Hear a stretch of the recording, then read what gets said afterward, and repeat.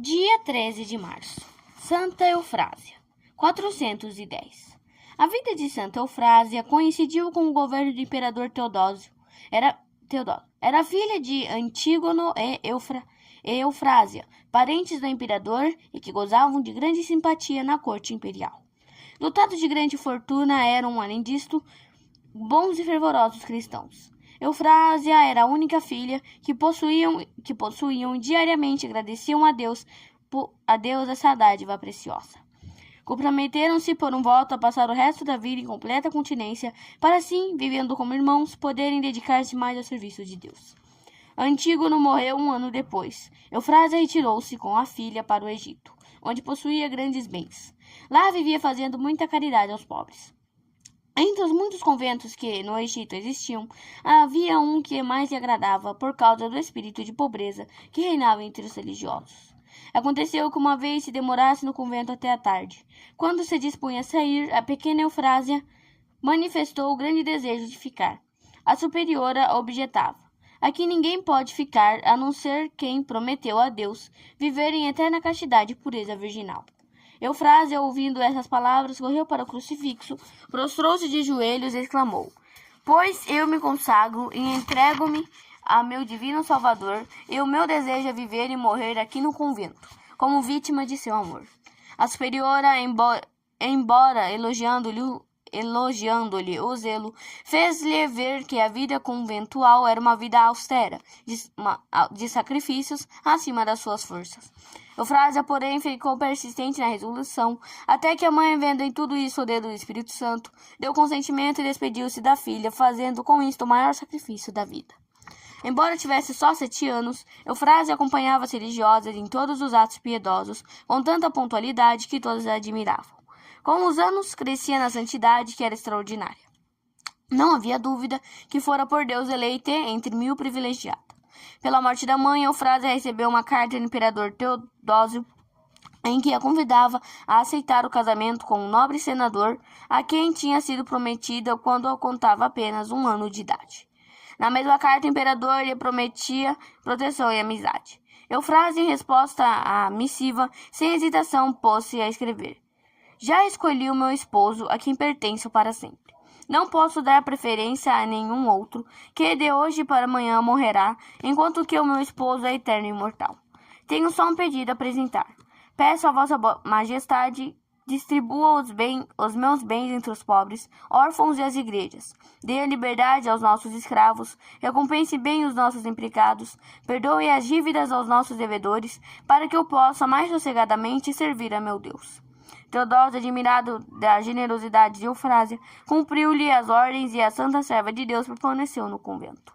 Se bem que fosse de origem nobre, não havia trabalho na comunidade, por mais humilde e repugnante que fosse, que Eufrásia não fizesse de boa vontade e até de preferência. Arrumava as celas, rachava lenha, buscava água para a cozinha e fazia todo o serviço de uma criada, como se tivesse nascido para isto. Apesar de tudo, não permitia ao corpo nenhum regalo. Continuamente trazia o ciriço e o leito era o chão duro. A oração dedicava todo o tempo que a obediência lhe concedia. O espírito mal perseguia a contentações, as mais atrozes, não conseguindo, porém, que Eufrásia declinasse do caminho da virtude. Tanta dedicação foi por Deus recompensada com graças e dons extraordinários. Um dia apareceu uma pobre mulher com um filhinho paralítico, surdo e mudo, pedindo com muito empenho às religiosas que fizessem uma oração sobre ele. A superiora entregou o doentinho à irmã Eufrásia, e essa tomou nos braços e fez o sinal da cruz sobre o menino, dizendo: quem te criou te dê a saúde. A criança ficou imediatamente curada. Havia no convento uma pessoa possessa do demônio. Apesar de manietada de mãos a pés, era o horror de todos que se lhe aproximavam. A superiora incumbiu Eufrásia do tratamento da infeliz. A religiosa obedeceu sem réplica. A princípio era recebida com impropérios e maus tratos. Pouco a pouco, porém, se acalmou a doente e deixou-se guiar como um cordeirinho. Para expulsar o demônio, Eufrásia armou-se de oração e jejum. Confiada em Deus, deu ordem ao demônio de sair do corpo da infeliz mulher. Se bem que muitos muito contrariado e com protestos violentíssimos, largou a presa. Antes disso, porém, se deu o seguinte fato. Uma das religiosas irmãs Germana, cedendo a ímpetos de inveja, por ouvir os elogios que teciam a Eufrásia por causa do tratamento feliz da possessa, pediu e alcançou a licença de uma vez levar a comida à escrava de Satanás. Corajosamente aproximou-se da mesma. No mesmo instante, porém, essa se lançou contra a irmã, subjugou-a, maltratou-a de tal maneira que essa teria morrido se Eufrásia não tivesse chegado a tempo de livrá-la das garras da possessa. Eufrásia contava 30 anos apenas quando a superiora do convento teve uma revelação sobrenatural da morte da santa e de sua glória no céu.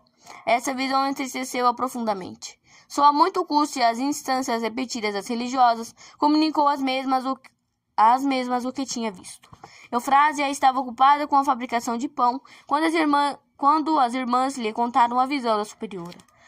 Tomou-se de grande susto, julgando-se muito mal preparada para comparecer perante Deus. Acalmando-se, porém, entregou-se à vontade de Deus e recebeu com muita humildade os santos sacramentos. 24 horas depois lhe sobreveio uma febre muito alta, que lhe pôs termo à indigestência. Júlia, a mestra do noviciado, assistindo-lhe na hora da morte, pediu-lhe que, uma vez na eterna glória, não se esquecesse dela e da superiora. Eufrásia prometeu. Ambas faleceram logo depois e foram sepultadas perto da Santa Irmã.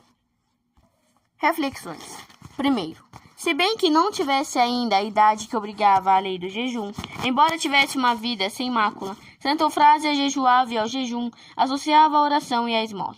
Se tua consciência te acusa de faltas graves, motivo bastante tens para observar a lei da penitência, que é o jejum. Para que teu jejum seja agradável a Deus, santifica-o pela oração e pela esmola. Rezar e jejuar é melhor que amontoar riquezas de ouro, disse o arcanjo Rafael a Tobias.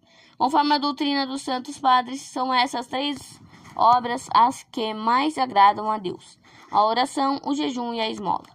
A quaresma é o tempo em que devemos praticá-las com mais afinco. 2.